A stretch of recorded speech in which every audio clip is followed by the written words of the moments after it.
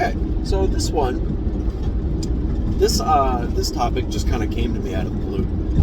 It's going to be about crosstalk.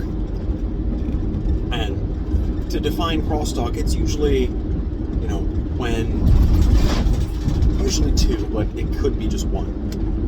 When an amount of players talk to each other, or they make non sequiturs, things like that, while something else is going on in the game. And I have a great example. There was one portion of the Erlenmeyer campaign where all of our characters were sitting in a bar. And this was also after a new player was just introduced. I think they were introduced that session. So we used this as a little bit of an opportunity to talk with their character. But the main thing that happened was, while the rest of the party was downstairs in the bar, the rogue snuck upstairs. I forget exactly what they were looking for, but they ended up, finding stuff. They're sneaking around, they're going into different rooms, they're finding weird letters written to people that don't matter, like apology letters, and all sorts, the type of stuff you might find in rooms. They find money, they find other stuff, but this type of thing takes a little while.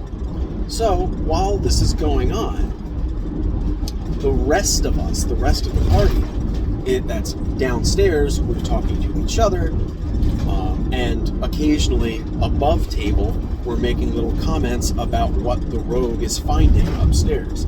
In particular, I made a joke about the gnome rogue walking into a room and finding an obscenely large, we'll say, intimate toy laying on the bed. Something like that. Just, a joke, the type of joke that comes to you. And also, I guess that's a separate topic, those types of jokes of a degenerate nature, I guess, is a good word. Those types of jokes have to be handled very specifically. As long as you know the rest of the people in the group, and you have good timing, of course. Timing is 90% of any joke. Is it 90%? I think it's a little less. But regardless, as long as you know the other people at the table and your timing, jokes like that are fine. And as long as you don't go too far, there's a range. But make that type of joke, everyone laughs, is having a good time, and the rogue continues their sneaking pretty cleanly. It mostly goes till the end of the session. I think it was like a half hour total of them sneaking around upstairs. But in those types of situations, you're going to get crosstalk because the rest of the players are bored. Not bored, but they're not active. They're just passively watching the rogue do these things. And this is just the type of thing you have to expect with people. Like, you can't be purely paying attention to what the other players are doing. Maybe unless it's a really important story moment, like, say another character is having like a one-on-one duel in a Coliseum arena against the champion fighter of this arena. That's probably worth having, the spotlight's on one player, and it's mainly them doing stuff. But the rest of the characters are going to be doing that crosstalk, but they will be paying more attention than something like the rogue just sneaking around upstairs.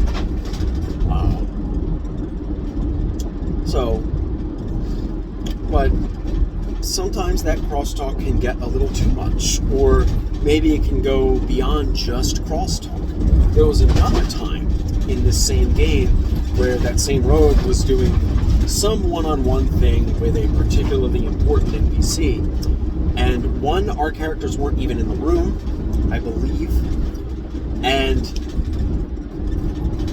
it wasn't that it wasn't interesting. It was just, there's not a whole lot for us to do, so we're not engaged. So at that time, I went over and I talked with another player about their character in a different game that I was running, or that I was setting up to run. So, maybe that wasn't the most polite thing to do. Nobody complained. But, as much as you can, but I don't know. Was that a bad thing to do? I don't really think so in that case. But in cases where the crosstalk is speaking over the player that the spotlight's on or what have you, then it becomes a problem. But it's also fairly obvious when it becomes a problem. You know what I mean? It's very obviously rude. But then you've got other kinds of crosstalk, like say in combat, the players are above table talking about combat tactics. And there's a lot of different ways to handle that. Like, one, you can just let players do it, because, you know, if they're invested in discussing combat tactics, well, they're invested in the game, aren't they? And that's what you want, right? But, so you could just leave it alone. You could say at the top of every round, the players have a minute to discuss combat tactics.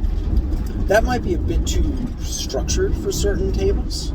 I know the tables I play at prefer to be able to talk about it on the fly. But at the same time, having that little bit of discussion at the top of the round would probably be good. Especially, like, some players are a bit weaker when it comes to just coming up with stuff, like coming up with combat actions on the fly. So maybe we could try that. You know, next combat at the top of the round, we can have 30 seconds to a minute to discuss tactics. But also, that depends. Is that something you can take completely above table?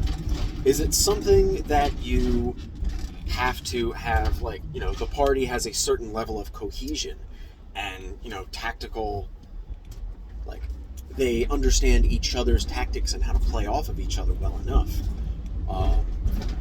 Or maybe they don't. Like in a newer party, that's like the party, even if the players have played together for a long time, maybe the characters haven't been together for a while, so they don't know how they work together. So until they have like a discussion outside of combat, like they have a campfire discussion about tactics, how they have to fight, maybe they can't do these types of things where they talk about tactics at the top of the round and it's all just on the fly. And they're all just trying to figure out what everybody's trying to do. You could do that. Or maybe at the top of each player's turn, they can, you know, they're going to do this, and they can have a quick little back and forth about combat tactics. But this is also kind of a form of crosstalk.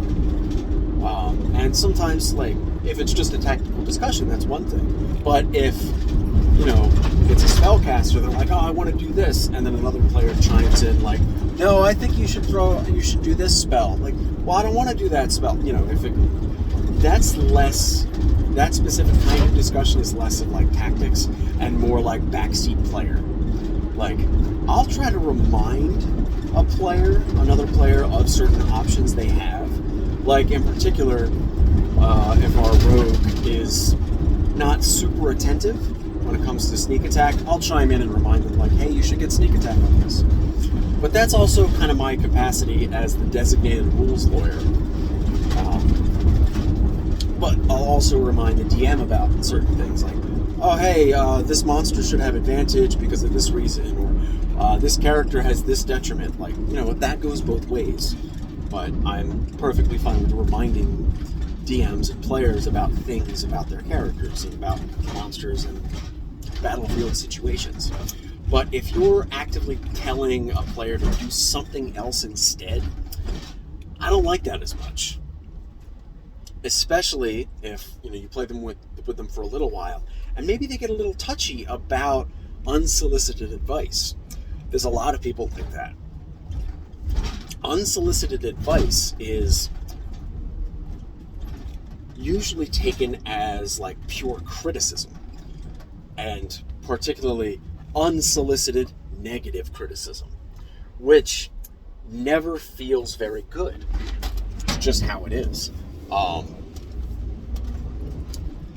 basically anytime, like, I mean, I'm sure whoever you are, you've gotten unsolicited criticism that feels very negative.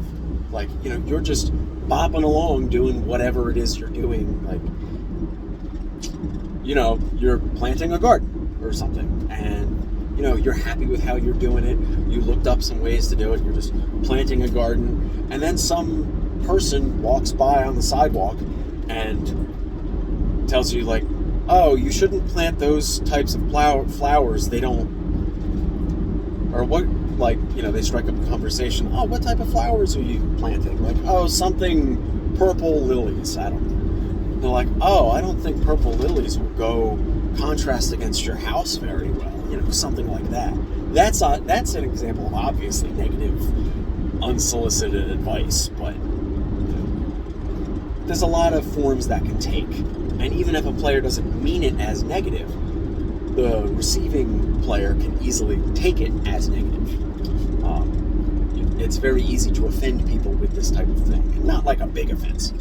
But, yeah, that's just some thoughts on crosstalk.